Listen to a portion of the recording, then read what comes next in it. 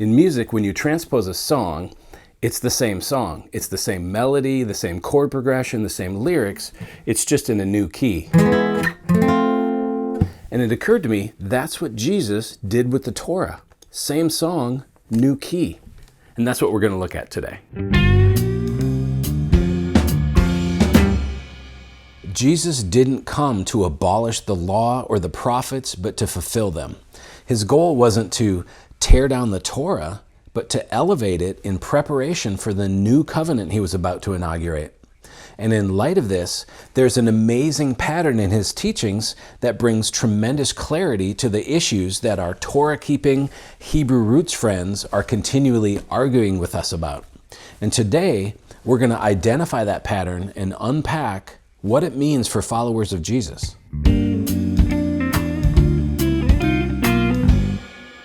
The law of Moses wasn't God's ultimate goal or his end plan for humanity. It was given for a time to guide his people, but we know that it's not God's ultimate standard because it includes compromises that were given because of our human weakness. For example, when the Pharisees tested Jesus on the issue of divorce, they challenged him on the law of Moses, which allows a man to give a certificate of divorce and send his wife away. And Jesus responded by telling them that because of your hardness of heart, Moses allowed you to divorce your wives. But from the beginning, it was not so. Divorce wasn't part of God's original plan for humanity. But the law of Moses contains a compromise that was given because of the hardness of the human heart. In Romans 8, Paul teaches that it wasn't the law that had the problem, but it was our human flesh, our inability to keep it. He writes, "For God has done what the law, weakened by the flesh, could not do. By sending his own Son in the likeness of sinful flesh, and for sin, he condemned sin in the flesh in order that," and pay attention to this line here, "the righteous requirement of the law might be fulfilled in us, who walk not according to the flesh, but according to the Spirit." So because of human weakness, because of the hardness of our hearts, God, in his great mercy, made compromises when he gave the law of Moses.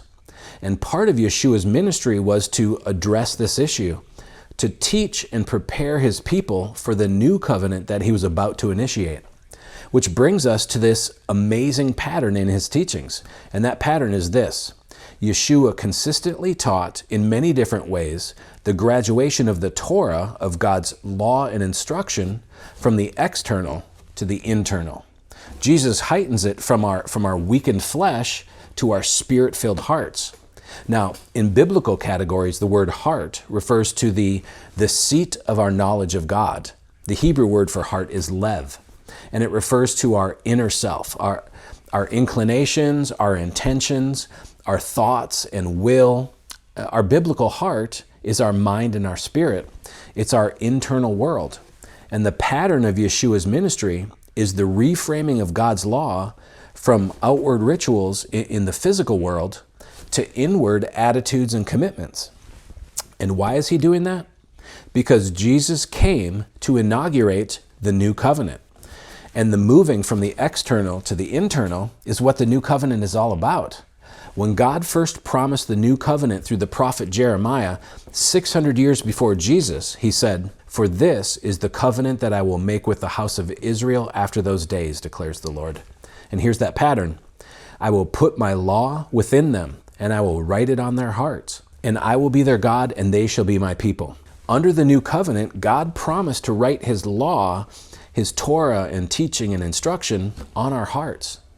And that promise was repeated through the prophet Ezekiel, who lived at the same time as Jeremiah. He said, "I will give you a new heart, and I will put a new spirit within you.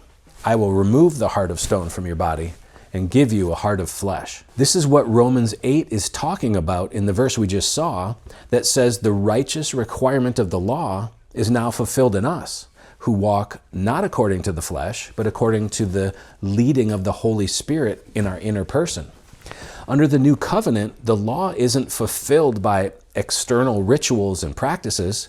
So how is it fulfilled? Well, Paul says we are to owe no one anything except to love each other. For the one who loves another has what? Fulfilled the law.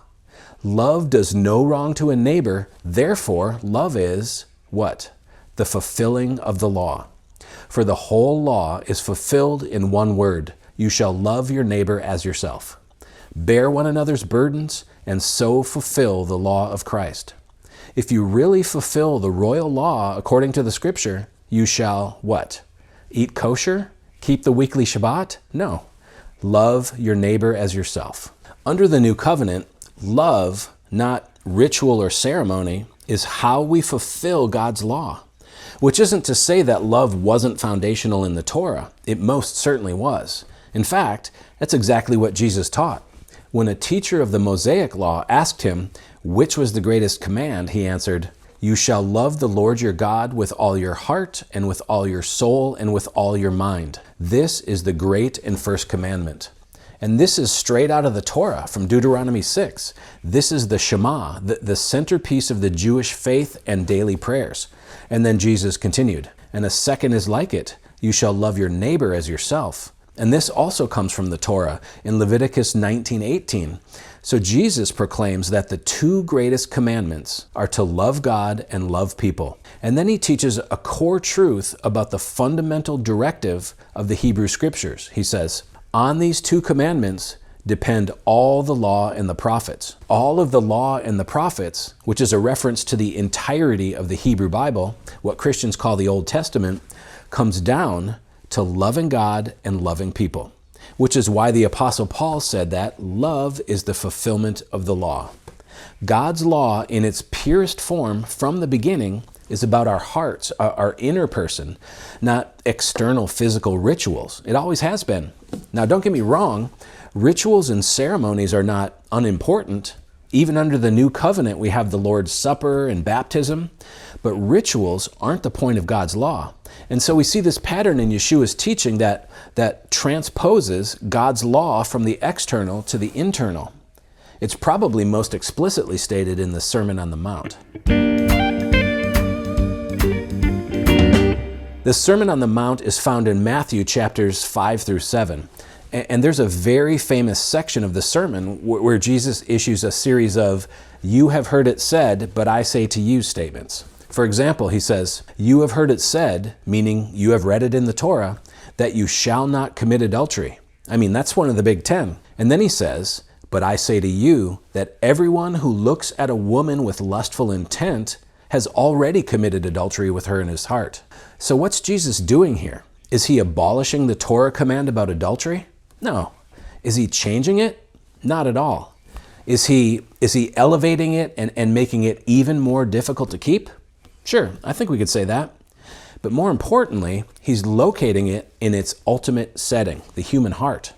He's reframing the Torah command from the external physical act of adultery, which of course is still wrong, to the inward heart act of lust, which is at the root of adultery. He does the same thing with murder, elevating it from the physical act of taking someone's life to the internal heart disposition of anger. Throughout his ministry, he teaches the same things about greed and swearing oaths and divorce and other topics. And we're going to look at a few more examples in a minute.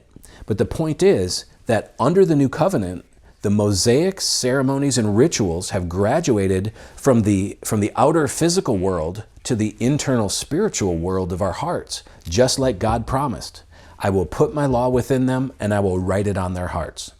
This is why we find this pattern throughout Yeshua's teachings. He was preparing us for the new covenant that would be inaugurated in his blood.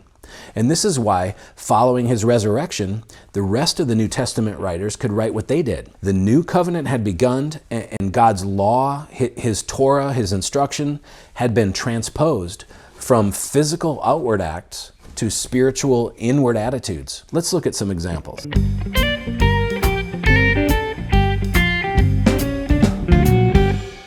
The examples in Scripture of God's law graduating from the external to the internal under the new covenant cover so many topics, from sacrifices in the temple to the food laws and the Sabbath. Let's take a look at a few. Under the new covenant, we no longer bring animal sacrifices to a physical temple to atone for sin, but rather we place our faith, our inner heart trust, in the eternal sacrifice that Jesus made for us once for all.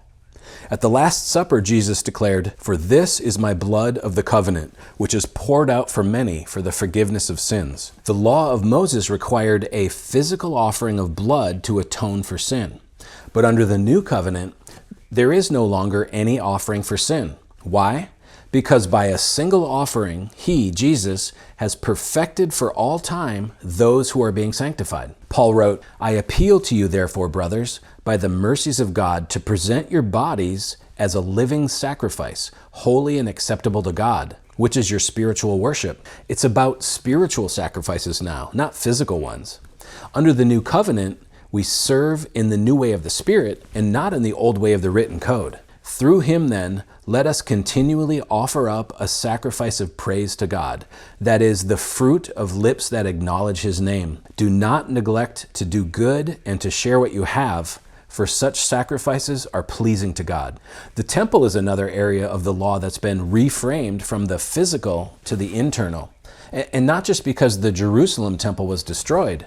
The New Testament teaches that those who profess a genuine heart faith in Jesus are now the temple of God's presence. Do you not know that you are God's temple and that God's Spirit dwells in you?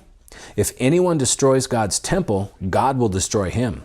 For God's temple is holy, and you are that temple. And in 2 Corinthians, "For we are the temple of the living God. As God said, I will make my dwelling among them and walk among them, and I will be their God, and they shall be my people." This is new covenant language. And it's why I believe that even if the temple hadn't been destroyed in Jerusalem, Christians would have eventually stopped going there to worship because we are the temple of the living God. We also no longer require a physical priesthood to lead us in our worship and to petition God and offer sacrifices on our behalf. We who profess faith in Jesus, who have made that inward commitment, are able to petition God directly ourselves. The New Testament teaches that believers in Jesus are built up as a spiritual house to be a holy priesthood, to offer spiritual sacrifices acceptable to God through Jesus Christ. Moreover, under Moses, drawing near to God was limited to the priesthood. In the temple, there was a curtain that separated the most holy place, and only the high priest was allowed in, and even then only once a year. But the moment Jesus died and the new covenant began, God tore down that temple veil. And because of that, those of us who follow Jesus can now approach God directly. Let us then with confidence draw near to the throne of grace. And it also says that Christ has obtained a ministry that is as much more excellent than the old as the covenant He mediates is better, since it's enacted on better promises. For if that first covenant had been faultless, there would have been no occasion to look for a second. Christ's ministry under the new covenant is more excellent than the ministry of the Levitical priesthood. And Yeshua's new covenant is better than the Mosaic covenant because it was enacted on better promises. And what promise is that? Well, the one God gave through Jeremiah. "I will put my law within them, and I will write it on their hearts." And the same goes for feasts and the laws regarding food and drink. "Therefore, let no one pass judgment on you in questions of food and drink, or with regard to a festival or a new moon or a Sabbath. These are a shadow of the things to come, but the substance belongs to Christ." The external ceremonies and rituals given under the law of Moses were a shadow of things to come. They weren't wrong or bad. As shadows, they were less than the substance that belongs to Christ. Likewise with the Sabbath. It's moved from a weekly physical ritual to an inward heart rest. And I'll put a link in the description below to a video I made that goes into more detail on that issue. Same thing with circumcision. The New Testament teaches that circumcision is a matter of the heart, by the Spirit, not by the letter. The same pattern of transposing the Torah laws from the external to the internal is taught by Jesus regarding the food laws in Mark 7. This is where the Pharisees challenged him about an outward physical issue, eating with unwashed hands, which was a man-made tradition of the elders. And Jesus took the opportunity to redirect the conversation from the external to the internal, to what it is that truly defiles a person. He taught that it's not external things like washing hands or eating food that defiles us. He said, "Whatever goes into a person from outside cannot defile him, since it enters not his heart, but his stomach, and is expelled." All of the food that we eat, whether it's ritually clean or unclean, ultimately it passes through our body and is expelled. Our stomachs don't know the difference between kosher and unkosher food. Jesus is saying that it's not the food we put into our bodies that defiles us or whether our hands are washed. It's the thoughts that come out of our hearts that make us impure. Jesus redirects our attention from external rituals to our internal state. He's reframing the purity requirements of the Torah from the physical rituals of kosher food to the internal matters of the heart. And the author of this gospel makes that abundantly clear by adding the summary statement, "Thus he declared all foods clean."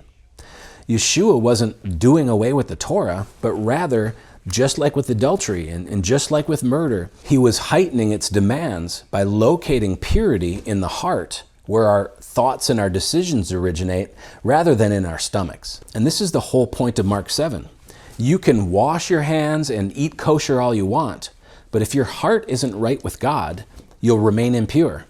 We don't avoid being defiled by washing our hands or refraining from certain foods, but rather by purifying our hearts. And we do that by placing our faith in Jesus, who suffered to make the people holy through his blood. At the Jerusalem Council, Peter talks about the Gentiles and how God cleansed their hearts by faith. And Paul says, "For with the heart one believes and is justified." Under the new covenant, it's about the internal, not the external.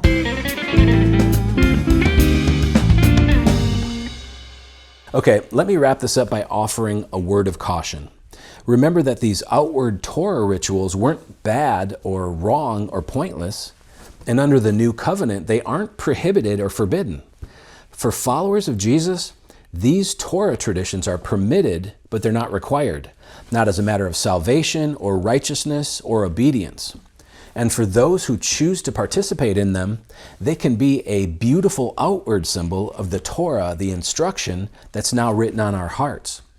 But as Jesus taught so frequently, we need to be very careful of our heart motivations. Yeshua's harshest criticisms were leveled against deeply religious people who kept those outward traditions impeccably, but whose inner heart motivations were impure and corrupted. He rebuked those who kept the laws for self-centered reasons, wanting others to see them as pious and godly and seeing themselves as better than others in the faith. And those who used the rituals to elevate themselves and look down on the people around them who weren't as holy as they were. And I'm just going to be honest here. This is an attitude that's not uncommon among Torah-keeping Christians today. If you don't believe me, spend a few minutes reading the comments on any of my videos. Thanks for watching. Shalom.